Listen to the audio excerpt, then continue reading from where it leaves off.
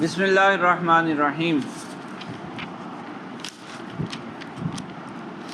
مصنف نے یہ ذکر کیا تھا کہ قرآن عظیم کا مقصد نزول 5 چیزوں کا بیان ہے۔ ان میں سے ایک چیز تھی علم التذکیری بایام اللہ۔ ایام سے مراد واقعات جو اللہ تعالیٰ نے واقعات پیدا فرمائے، ان واقعات کا بیان، ان کے ذریعے اللہ کی یاد دلانا۔ تو اس کا کچھ تفصیلی ذکر کر رہے ہیں۔ فرمایا بیان التذکیری بایام اللہ واختار سبحانہ وتعالی من ایام اللہ۔ اللہ تعالیٰ نے اپنے ایام میں سے چنا۔ اب ایام سے مراد پھر واضح کر دیا کہ ای من الوقائع، ان واقعات میں سے التی احدثها اللہ تعالی، جن کو اللہ تعالیٰ نے بیان فرمایا یا پیدا، اگر قرآن کی بات کی جائے تو قرآن میں بیان فرمایا، اور ویسے بات کی جائے ان واقعات کے اعتبار سے تو اللہ تعالیٰ نے ان کو پیدا فرمایا۔ من قبیل تنعیم المطیعین و تعذیب المجرمین، جو جیسا کہ احسان کرنے والوں کو، اطاعت کرنے والوں کو انعام دینا اور مجرموں کو عذاب دینا۔ ٹھیک ہے،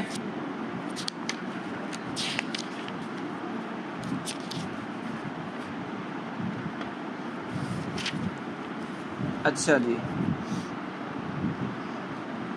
تو اللہ تعالیٰ نے ان واقعات میں سے تمام واقعات بیان نہیں فرمائے۔ پھر احدثہ کا معنی زیادہ یہی مناسب ہے، جو اللہ تعالیٰ نے واقعات پیدا فرمائے۔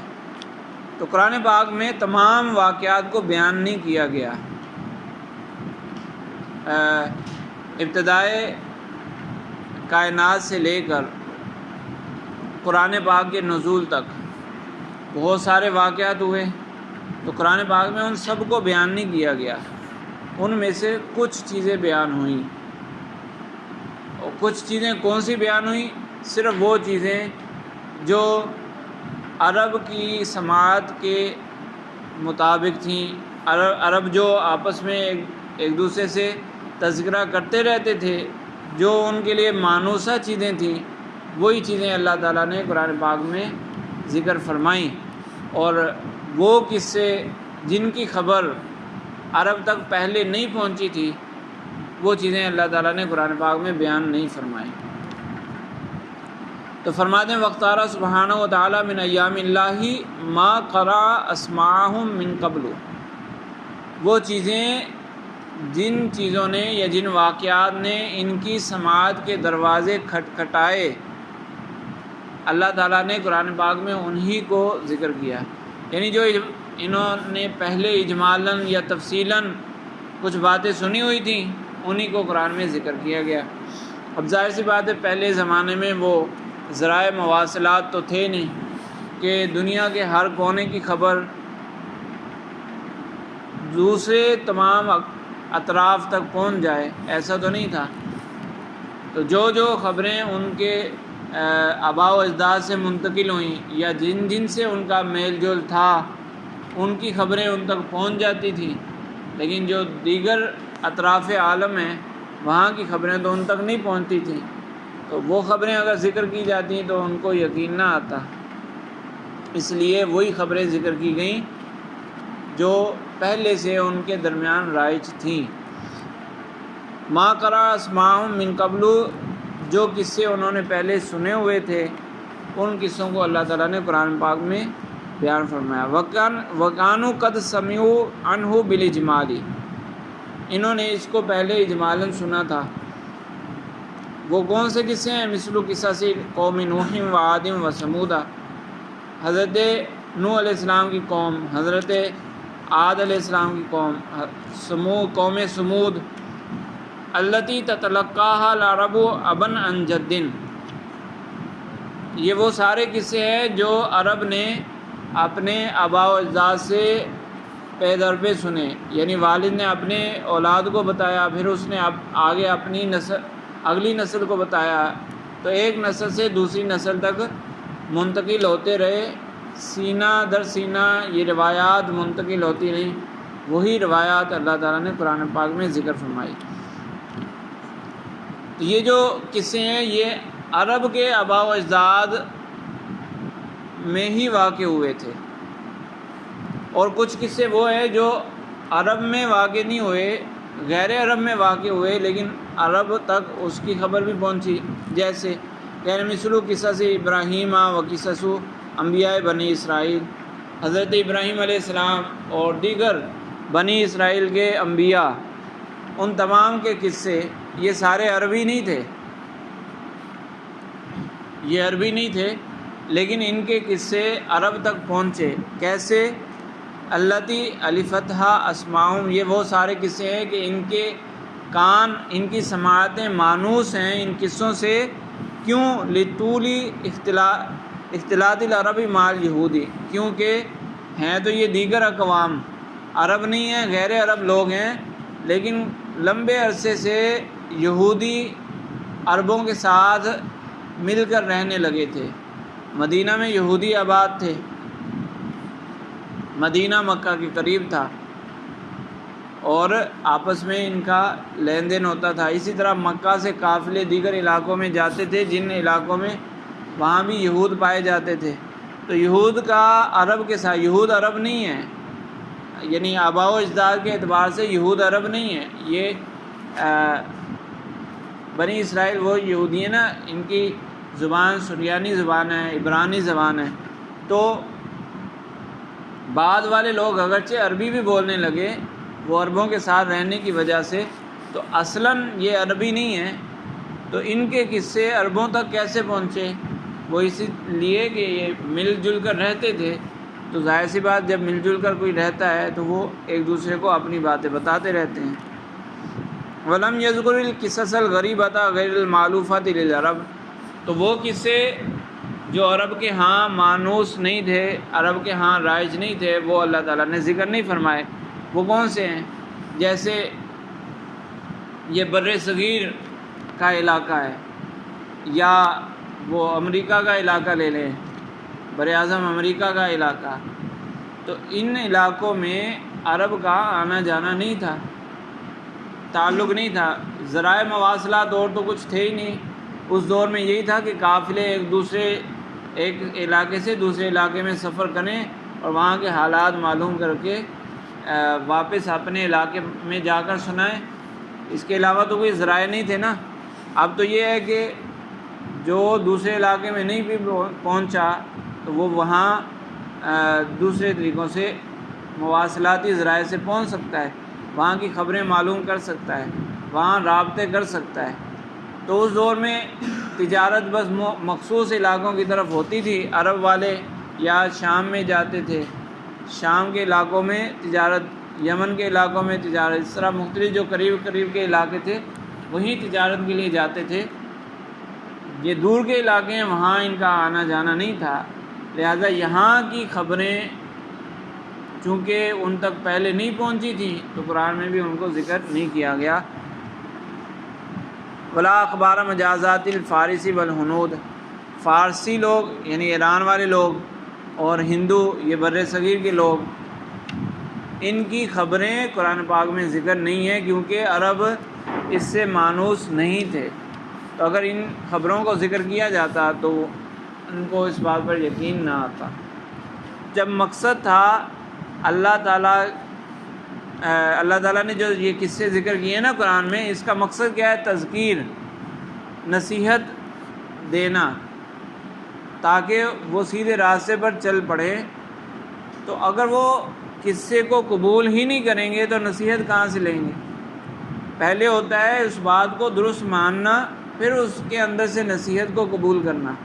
تو اگر ایسے قصے ذکر کیے جائیں جو انہوں نے کبھی سنا ہی نہیں تھا تو وہ اس قصے کا انکار کر دیتے، اور قصے کا انکار ہو جاتا تو پھر نصیحت کہاں سے آتی؟ تو اس لیے وہی قصے ذکر کیے گئے جو ان کے درمیان رائج تھے۔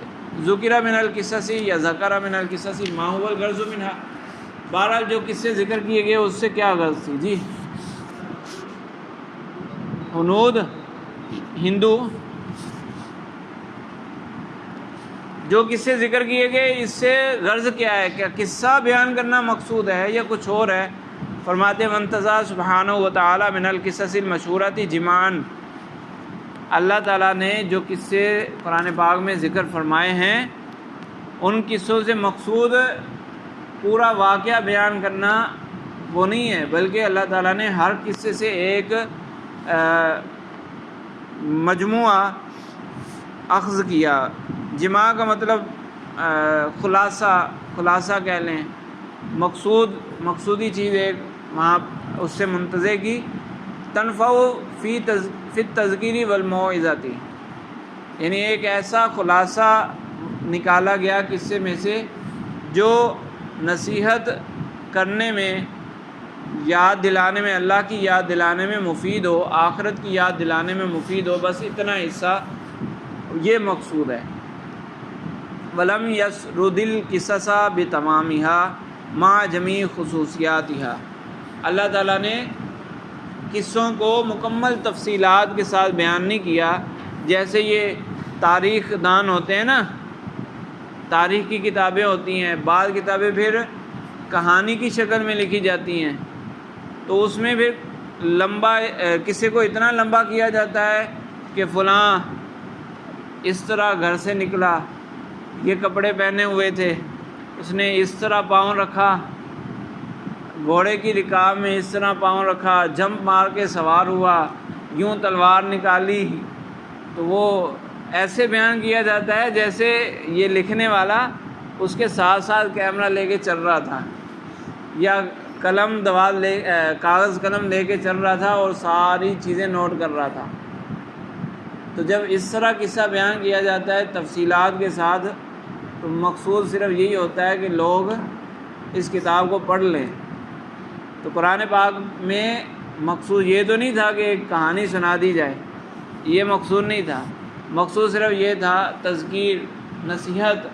تو اس لیے پورا قصہ تفصیل سے ذکر نہیں کیا گیا، بس اس میں خلاصتاً بیان کر دیا گیا کہ فلاں قوم کا قصہ ہے تو ان کی یہ بری عادت تھی، اور پھر اس طرح نبی تشریف لائے، انہوں نے نصیحت کی، انہوں نے نہیں مانی، جنہوں نے نہیں مانی ان پر عذاب آ گیا، بس ختم۔ تفصیل کوئی ذکر نہیں ہوئی کہ ان کے قوم میں فلاں سردار تھا وہ یوں کرتا تھا، فلاں تھا وہ یوں کرتا تھا، اس نے اس دن یوں کیا، ایسا تو کوئی تفصیلات ذکر نہیں ہوئی نا، تو تفصیلات ذکر نہیں ہے۔ والحکمت فی ذالک، اس میں حکمت کیا ہے؟ تفصیلات ذکر نہ کرنا، مختصراً خلاصے کے طور پر ذکر کرنا، اس میں حکمت یہ ہے کہ ان العوام اذا سمعوا قصۃ نادرۃ غایۃ الندرۃ، جب وہ ایک عجیب و غریب قصہ سنتے ہیں تو عام لوگ جب عجیب و غریب قصہ سنتے ہیں، او ذکرت القصہ، تو دو باتیں ہیں نا، ایک تو یہ کہ عجیب و غریب قصے بیان نہیں ہوئے، جو عرب کے ہاں رائج نہیں تھے وہ قصے بیان نہیں ہوئے، دوسرا یہ کہ تفصیلات بیان نہیں ہوئی، تو دونوں کی وجہ، او ذکرت القصہ تو انہم بجمیع خصوصیاتها و تفاصیلها، عوام کے سامنے ایک قصہ تفصیل سے بیان کیا جائے، مکمل تفصیلات کے ساتھ، وہی کپڑے پہننے کا انداز اور چلنے کا انداز، وہ ساری خصوصیات ذکر کی جائیں، تو فإن تباعهم تمیل الی نفس القصۃ، لوگ قصے کی طرف متوجہ ہو جاتے ہیں، ویفوتهم الغرض الاساسی الذی هو التذکر۔ اگر قرآن پاک میں بھی اسی طرح ہوتا تو سارے لوگ اس قصے کی طرف متوجہ ہو جاتے، اس خیال میں کھو جاتے، گویا کہ وہ بھی پڑھنے والا بھی، اچھا یہ لکھنا بھی ایک فن ہے نا، لکھنا بھی ایک فن ہے، تو یہ جو میں نے ابھی ذکر کیا کہ تاریخ لکھنے والے بعض اوقات اس طرح لکھتے ہیں، تو ہر کسی کے لکھنے کا الگ انداز ہوتا ہے، اور کسی کے اندر، ہر کسی میں نہیں ہوتا، کسی میں یہ خوبی ہوتی ہے کہ جب آپ پڑھ رہے ہوں تو آپ کو ایسا محسوس ہوتا ہے کہ اس سارے ماحول میں آپ بھی ساتھ ساتھ چل رہے ہیں، ماحول کے اندر آپ بھی موجود ہیں، جو بیان کیا جا رہا ہے وہ اس طریقے سے بیان کیا جاتا ہے کہ بندہ خود اپنے آپ کو وہاں پر محسوس کرتا ہے، تو یہ ایک اعلیٰ طریقہ ہے، یعنی اچھی بات ہے۔ جب مقصود صرف قصہ سنانا ہو تو اس میں اچھی بات یہ ہے کہ سامنے والے کو جکڑ لیا جائے، اس طرح گویا کہ وہ خود وہاں پر موجود ہے۔ تو یہی ذکر کر رہے ہیں کہ اگر اس طرح بیان کر دیا جائے تو پھر اگر قرآن میں تفصیلات ذکر کی جاتی تو قرآن سے بہتر کسی اور کا بیان ہو سکتا ہے، تو پھر لوگ اسی کے اندر ہی کھو جاتے، تو جو اصلی مقصود تھا نصیحت والا مقصد وہ فوت ہو جاتا۔ وَيَفُوتُهُمْ الْغَرْضُ الْأَسَاسِيُّ الَّذِي هُوَ التَّذَكُّرُ، جو بنیادی غرض تھی یعنی نصیحت دینا، نصیحت ان کو یاد دلانا، وہ مقصود فوت ہو جاتا۔ وَمِثَالُ ذَلِكَ، اور اس کی مثال کہنے قَالَ مَا قَالَهُ بَعْضُ الْعَارِفِينَ، بعض عارفوں نے یہ کہا، یعنی کسی بزرگوں کا یہ قول نقل کر رہے ہیں کہ ان الناس لما حافظوا قواعد التجوید شغلوا عن الخشوع فی التلاوت۔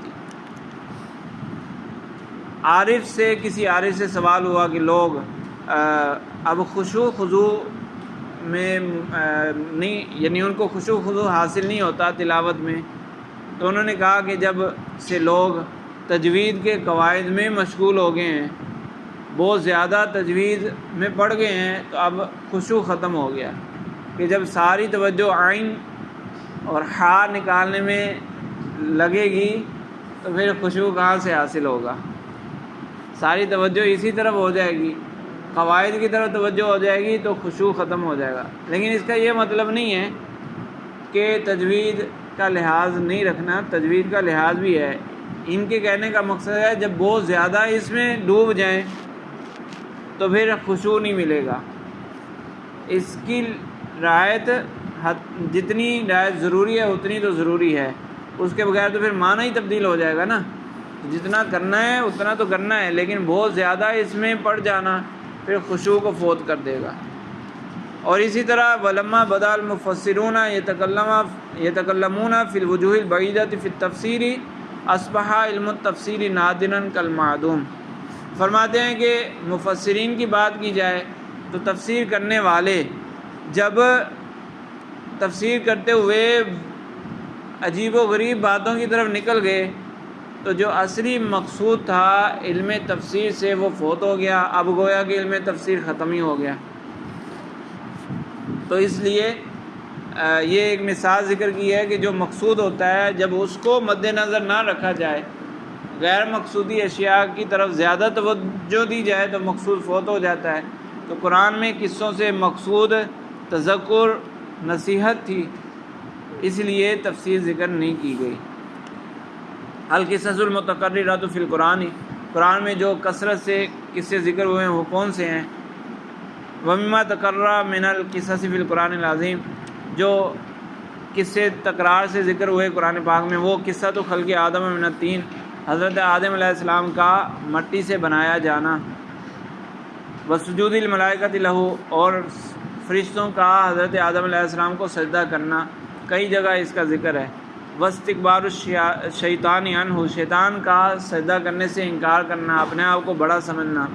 وکونی ملعونا، شیطان کا ملعون ہو جانا، لعنت یافتہ ہو جانا۔ وسعیہ بعد ذلک فی اضلال بنی آدم، اور اس کے بعد پھر اس کا مستقل طور پر قیامت تک کے لیے انسانوں کو گمراہ کرنے کی کوشش کرنا۔ یہ ہے ایک ہی پورا قصہ، لیکن قرآن پاک میں متعدد مقامات پر ٹکڑے ٹکڑے بھی ذکر ہوئے ہیں۔ یہ سارا ہر جگہ ایک ساتھ ذکر نہیں ہوا، کہیں کتنا ذکر ہوا کہیں کتنا ذکر ہوا، جو مقصود تھا اسی کے مطابق ذکر ہوا۔ وقصص محاجۃ نوح و ہود و صالح و ابراہیم و لوط و شعیب علیہم السلام، یہ انبیاء نے اپنی قوم کے سامنے جو دلائل پیش کیے، مع شعوبہم و اقوامہم، اپنے قبائل اور اپنی قوموں کے ساتھ، فی توحید اللہ تعالی، ان کی جو بات چیت ہوئی اپنی قوم کے ساتھ اللہ تعالیٰ کی وحدانیت کے بارے میں، اس کو بھی ذکر کیا گیا۔ والامر بالمعروف والنہی عن المنکر، اور ان کا اپنی قوم کو اچھائی کا حکم دینا اور برائی سے منع کرنا، اس کا بھی ذکر ہے۔ واستکبار الاقوام عن الایمان، اور قوموں کا ایمان قبول کرنے سے انکار کرنا۔ وَإِدْلَائِهِمْ بِشُبْهَاتٍ رَقِيقَةٍ، اور اقوام کا انبیاء کے سامنے رقیق یعنی بے بنیاد شبہات پیش کرنا، وردود الانبیاء علیہا، اور انبیاء کرام علیہم السلام کا ان شبہات کا رد کرنا، وابتلاء الاقوام بالعقوبۃ الالہیۃ، اور ان قوموں کا عقوبت میں مبتلا ہونا، وظہور نصرت اللہ تعالیٰ فی حق الانبیاء و اتباعہم، اور اللہ تعالیٰ کی مدد کا ظاہر ہونا انبیاء کے لیے اور ان کے اتباع کے لیے، ان کے تابعین کے لیے، ان کے پیروکاروں کے لیے۔ تو یہ سارے قصے مختلف جگہ پر ذکر ہوئے قرآن پاک میں۔ وقصص موسیٰ مع فرعون و ملئہ، حضرت موسیٰ علیہ السلام کا جو قصہ ہے فرعون اور اس کے درباریوں کے ساتھ جو مکالمہ ہے، جو مختلف جگہوں پر ذکر ہے قرآن پاک میں، ومع صفہاء بنی اسرائیل و مقابراتہم معہ علیہ السلام، اور حضرت موسیٰ علیہ السلام کا بنی اسرائیل کے بیوقوفوں سے بات چیت، اور ان بیوقوفوں کا حضرت موسیٰ علیہ السلام سے جھگڑا کرنا، وعقاب اللہ تعالیٰ لأولئک الاشقیاء، اور اللہ تعالیٰ کا ان شقی بدبخت لوگوں کو عذاب دینا، وظہور نصرت اللہ تعالیٰ متتالیۃ لنجیہ علیہ السلام، اور اسی طرح اللہ تعالیٰ کی مدد کا ثابت ہونا پے در پہ۔ نجی حضرت نوح علیہ السلام کا لقب ہے نجی، ان کے لیے اللہ تعالیٰ کی مدد کا بار بار ثابت ہونا۔ وقصص داؤد و سلیمان علیہ السلام و خلافتہما و آیاتہما و کراماتہما، حضرت داؤد حضرت سلیمان علیہ السلام، ان دونوں کا قصہ، ان کے خلافت کا قصہ کہ حضرت ووارثہ سلیمان داؤدا، اس طرح ایک آیت میں ذکر ہے اور دوسری جگہ بھی ذکر ہے۔ جی ہاں اچھا، ان کی نشانیاں اور ان کی کرامات۔ وقصص محنت ایوب و یونس علیہ السلام، حضرت ایوب اور حضرت یونس علیہ السلام پر جو شدتیں آئیں، جو آزمائشیں آئیں، ان کا تذکرہ۔ وظہور رحمت اللہ تعالیٰ لہما، اور اللہ کی رحمت ان کے لیے ظاہر ہوئی۔ وقصۃ دعائے زکریہ علیہ السلام واستجابۃ اللہ تعالیٰ ایاہ، وہ جو حضرت زکریہ علیہ السلام نے پوچھا تھا کہ